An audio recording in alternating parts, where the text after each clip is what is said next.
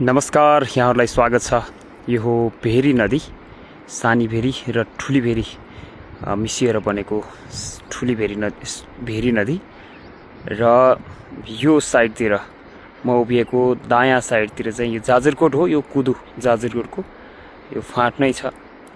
त्यसपछि यो बिचमा भेरी भयो र भेरी यतापट्टि आयो भने चाहिँ यो हो रुकुम पश्चिम चौरजहारीको क्षेत्र हो।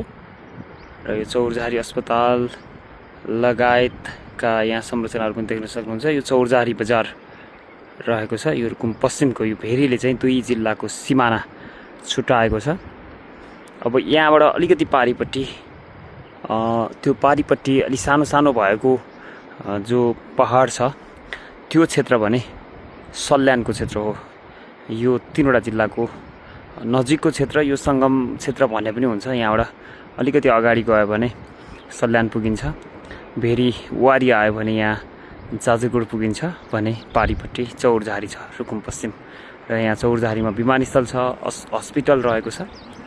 र यो ठाउँ चाहिँ निकै सुन्दर। यो सन्ध्याकालीन प्रहरमा, गर्मी भने अचाग्ली छ, तर यो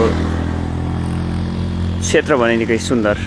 बिचमा कलकल भेरी, वारिपारी भेरी र पारिपट्टि सल्यान, नजिकै सल्यान रहेको यो क्षेत्र। कस्तो लाग्यो यहाँहरूलाई कमेन्ट गर्नुहोला।